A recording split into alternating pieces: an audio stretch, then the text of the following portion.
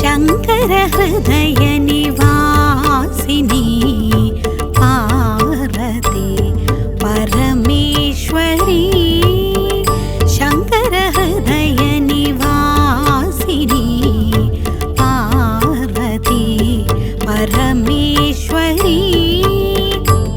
జై జగన్మాత బగళాముఖి.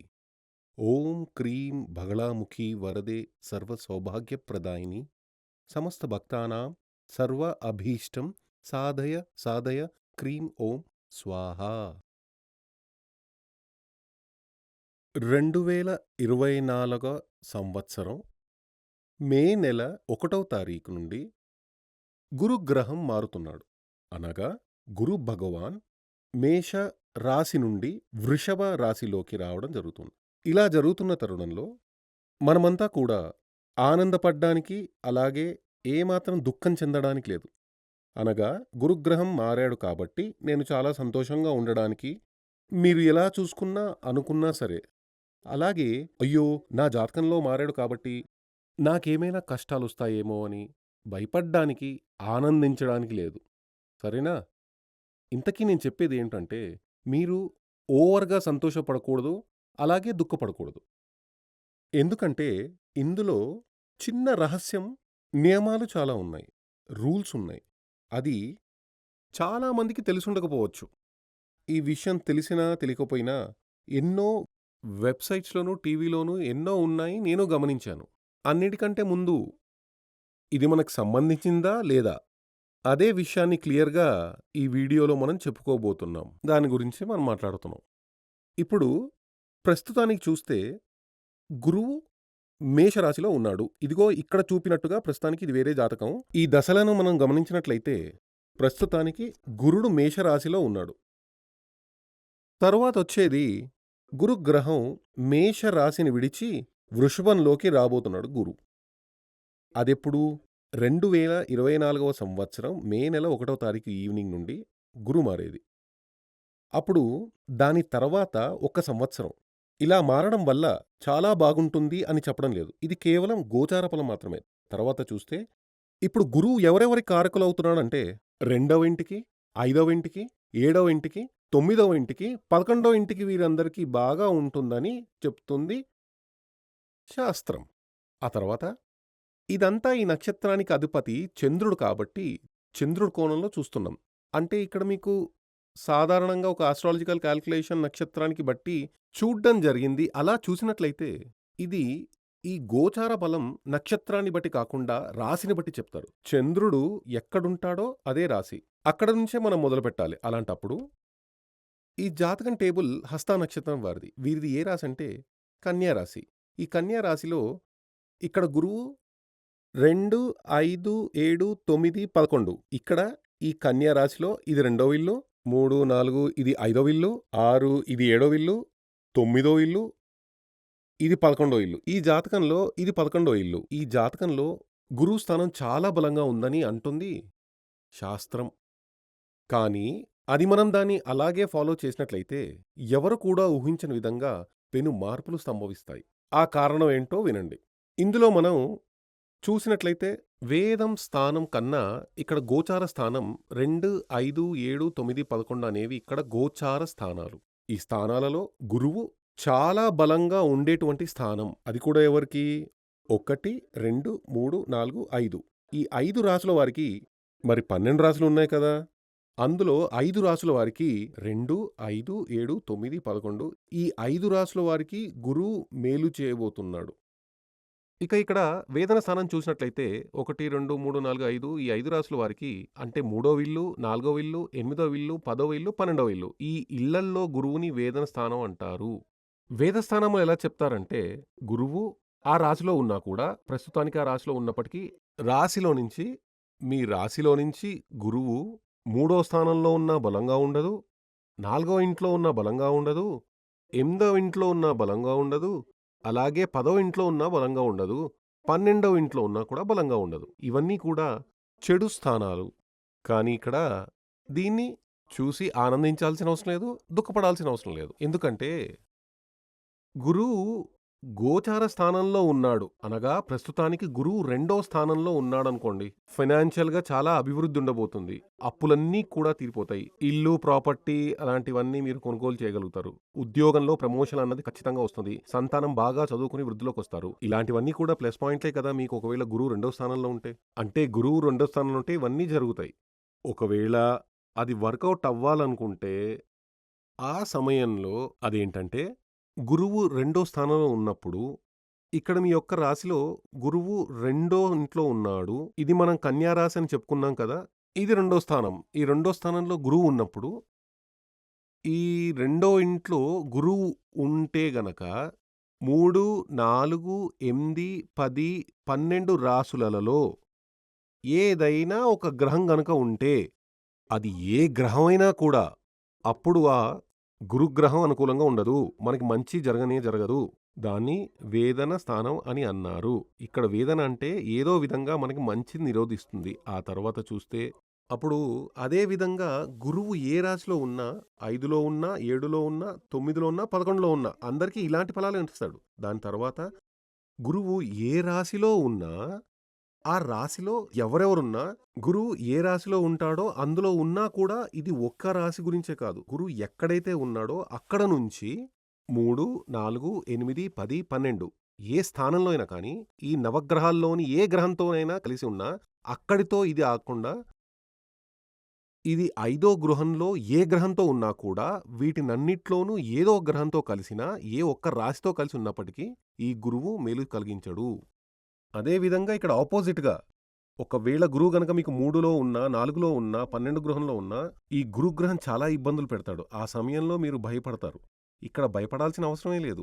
ఎప్పుడంటే గురువు గనక ఇక్కడ వేదన స్థానంలో ఉండి కూడా ఆయా వేదా స్థానాల్లో గోచారాలను బట్టి అదేమిటంటే 2, 5, 7, 9, 11 స్థానాల్లో ఏదైనా ఒక గ్రహంతో కనుక కలిసి ఉంటే అప్పుడు ఆ గురువు మీకు ఎలాంటి దోషం చెయ్యడు. చెడు చేసే పరిస్థితే ఉండదు.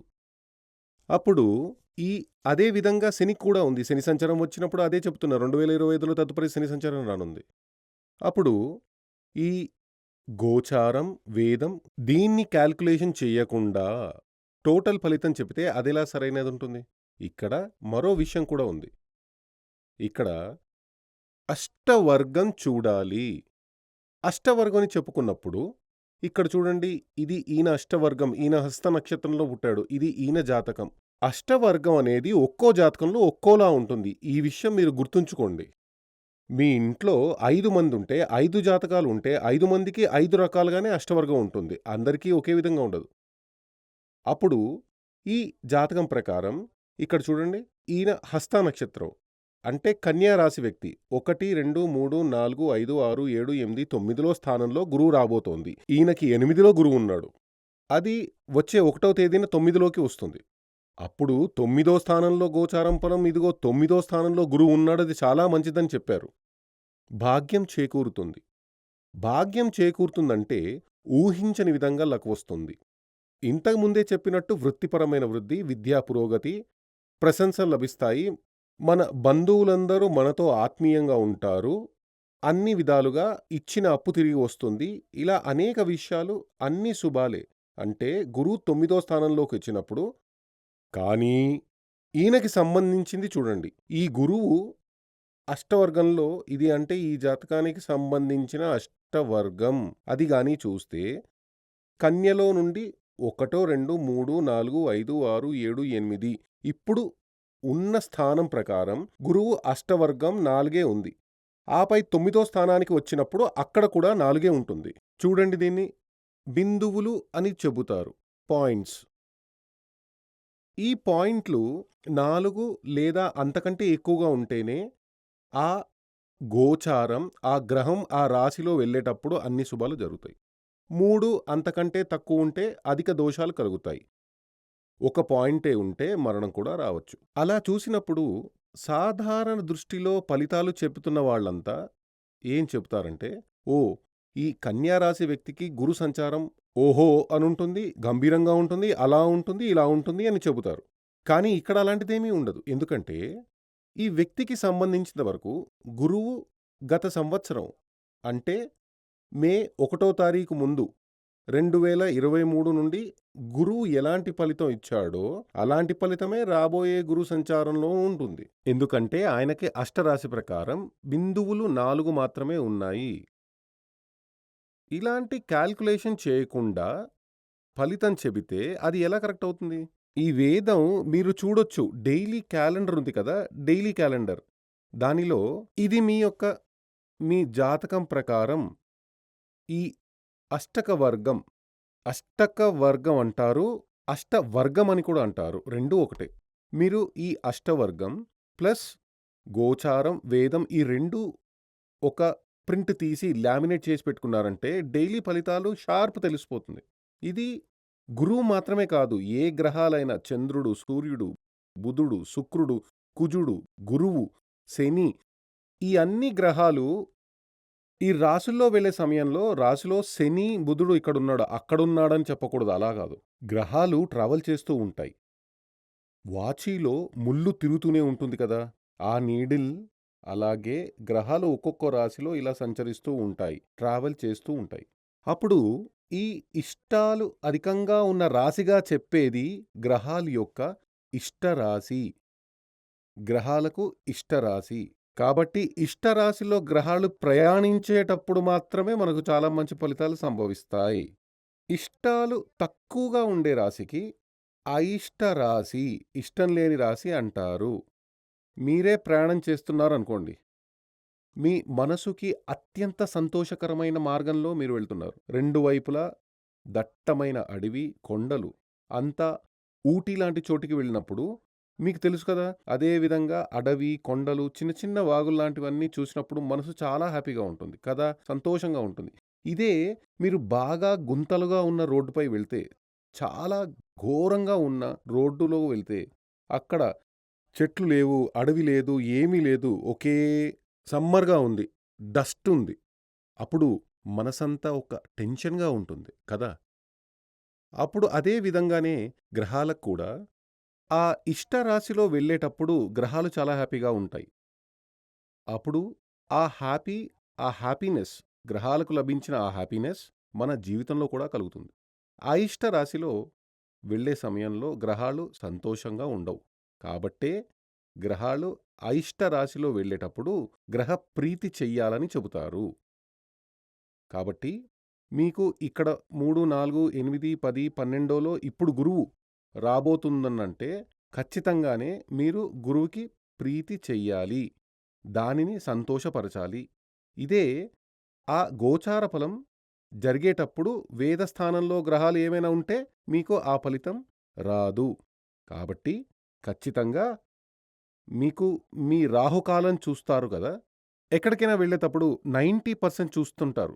ఒక మంచి కార్యానికి వెళ్ళేటప్పుడు ఇంట్లో నుండి బయలుదేరడానికి ముందు రాహుకాలం చూడాలి. అదే విధంగా ఇది మీరు చూడండి, చాలా మంచిది. ఇవన్నీ భగవంతుడు మనకిచ్చినవే. మనమంతా భగవంతుడి పిల్లలం. అంటే మీ పేరెంట్స్ మీరు సంతోషంగా ఉండాలని అనుకుంటారు కదా, అలాగే కదా అనుకుంటారు. అందరూ అమ్మా, నాన్న అలాగే అనుకుంటారు. తన పిల్లలు సంతోషంగా జీవించాలనుకుంటారు కదా, ఆయురారోగ్యం, సౌకర్యాలతో జీవించాలి అనే కోరుకుంటారు. అదే విధంగా మనల్ని సృష్టించిన దైవం భూమి మీద మనం సంతోషంగా జీవించాలి, జీవించి కర్మం చేసి పుణ్యం సంపాదించుకుని రావాలి అనే కోరుకుంటాడు. అందుకోసం మనిషికి భగవంతుడు చూపించిన మార్గమే ఇవన్నీ. ఈరోజు ఏం చేయవచ్చు, ఈరోజు ఏం చేయకూడదు, ఇలాంటి అన్ని విషయాలు ఇందులో మనకి షార్ప్‌గా తెలుస్తాయి. ఇది చదవడానికి గొప్పగా బుద్ధి, తెలివి లాంటివి అవసరం లేదు. ఆస్ట్రాలజీ చదవాలంటే, ఇతరులకి బోధించాలంటే కొంచెం చదవక తప్పదు.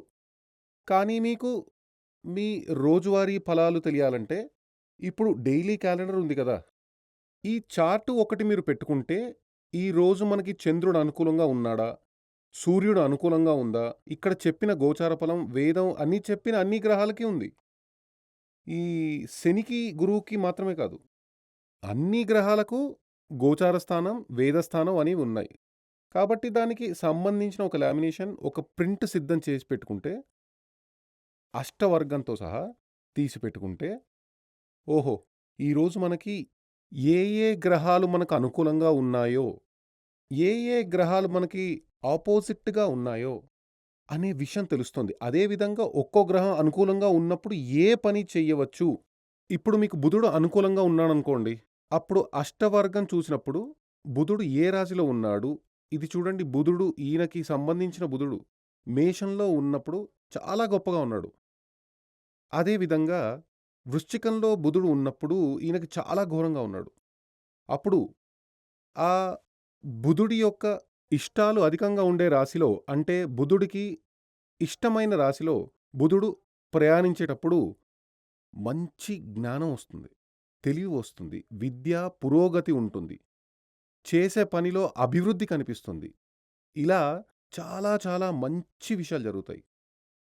అదే విధంగా ఒక్కో గ్రహానికి, అంటే గ్రహాలు రాశిలో ఉన్నప్పుడు ఈ వ్యక్తికి సంబంధించిన గురువు వచ్చి వృశ్చిక రాశిలో ఉన్నప్పుడు ఈయన జైలుకు వెళ్తాడు. ఇదొక మినిస్టర్ జాతకం, ఇంతకు ముందే చెప్పాను. గురువు వచ్చి వృశ్చిక రాశిలో, అంటే ఒకే ఒక ఇష్టం మాత్రమే ఉంది. పాయింట్ ఒకటి మాత్రమే ఉంది. ఏమైంది? అప్పుడు ఆయనకి జైలు వాసం ఎదురైంది. 4, 5 ఏళ్ళు జైల్‌లో ఉన్నాడు. కాబట్టి ఎప్పుడైనా సరే మన జీవితంలో ఇది ఖచ్చితంగా తెలిసి ఉండాల్సిన విషయం. మరో విషయం ఏమిటంటే, ఇది సర్వ అష్టవర్గం, సర్వాష్టక వర్గం, సర్వాష్ట వర్గం అని చెబుతారు. అంటే ఈ 1, 2, 3, 4, 5, 6 ఈ 7 గ్రహాలు రాహుకి టోటల్‌గా 9 గ్రహాలు కదా! అందులో రాహుకి, కేతువుకి అష్టవర్గం చూడరు.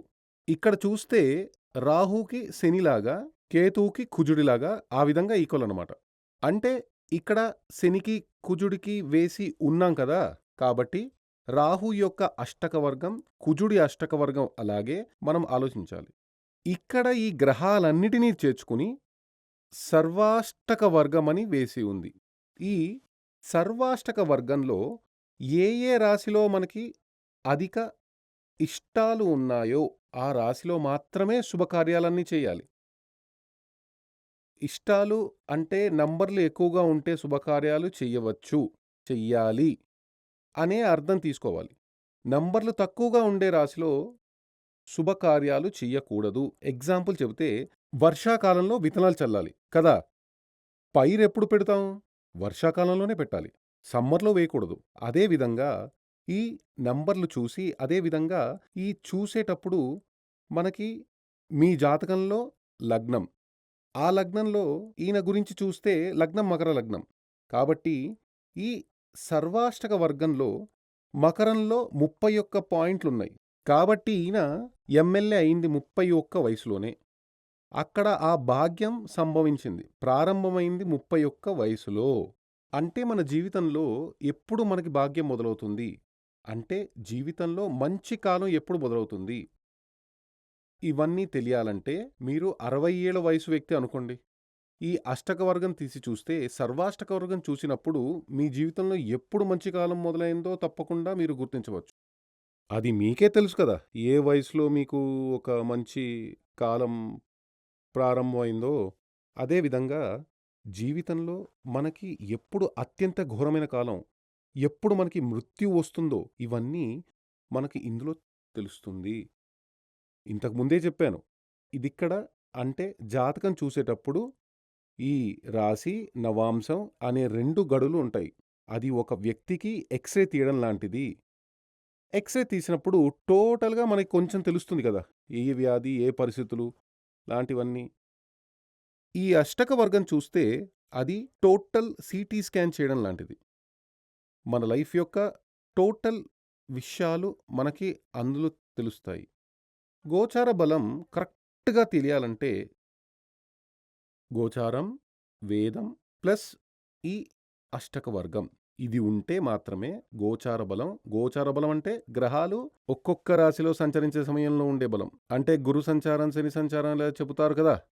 9 గ్రహాలకి సంచారం ఉంది. కానీ ముఖ్యంగా గురు సంచారం, శని సంచారం, రాహు సంచారం ఇది మాత్రమే అందరూ గమనిస్తారు. మిగిలినవన్నీ కాలిక్యులేషన్ చేయడం లేదు. అప్పుడు ఆ ఏ గ్రహంతో ఆ సంచారం ఒక్కో రాశిలో స్థితి ఉన్నప్పుడు రాశి స్థితి అంటారు. అది మనకి అనుకూలంగా ఉందా? ప్రతికూలంగా ఉందా? ఇదంతా మీరు కరెక్ట్‌గా కనిపెట్టవచ్చు. ఇది కనిపెట్టి ఇదే విధంగా నడుచుకోండి. జీవితంలో ఎల్లప్పుడూ వసంతకాలంలాగా ఉంటుంది. అంటే వర్షం వస్తుందంటే బయట ఆరబెట్టిన దుస్తులు, బయట ఇంకేదైనా ఆరబెట్టుంటే అవన్నీ తీసుకొని లోపల పెడతాం కదా! అదే విధంగా అదొక ఎగ్జాంపుల్‌గా చెప్పాను. అదే విధంగా రేపు మనకి మంచి టైం కాదు. కాబట్టి మనం కొంచెం కేర్‌ఫుల్‌గా ఉండాలి. దూరం ప్రయాణాలు వెళ్ళకూడదు. పెద్ద పెద్ద యాక్సిడెంట్లు జరిగి మనుష్యులు చనిపోతారు కదా! ఏంటి కారణం? ఇదేది చూడకుండా వెళ్తారు. ఇది ఫాలో చేసి చూడండి. ఖచ్చితంగా జీవితంలో మనకి ప్రమాదాలే ఎదురుకవు. కానీ ఇది చెప్పేలాగా మనం మన జీవితాన్ని కంట్రోల్‌లో చెయ్యాలి. కరెక్ట్‌గా చేసుకోవాలి. జగన్మాత మహాదేవి అనుగ్రహంతో మీకు ఆయురారోగ్య సౌఖ్య సిద్ధియు, సర్వకార్య సిద్ధియు చేకూరాలని కోరుకుంటూ ఆశీర్వాదం చేస్తున్నాను. శ్రీ సూర్యమంగళం అద్వైత వేద విద్యాపీఠంలో తాంత్రిక పూజల్లో సిద్ధహస్తులైన ఎందరో ఆచార్యులు అమావాస్య, పౌర్ణమి రోజుల్లో ప్రత్యేక యాగాలు నిర్వహిస్తారు. ఈ యాగాల్లో పాల్గొనడం ద్వారా తల్లి శ్రీ బగళాముఖీదేవి అనుగ్రహం వల్ల సర్వదోషాలూ పోయి సకల సౌభాగ్యాలు మనకు కలుగుతాయి. శ్రీ సూర్యమంగళం అద్వైత వేద విద్యాపీఠం జ్యోతిష్యం, ప్రశ్నలు, వాస్తు, తాంత్రిక పూజలు మరియు వేదయాగాలు నిర్వహిస్తారు. సంప్రదించవలసిన నంబర్ 7305442299 7305442299. చెన్నై, కోయంబత్తూర్, బెంగళూరు, హైదరాబాద్, విజయవాడ, ఢిల్లీ, ముంబై, తిరునల్వేలి, టెక్సాస్.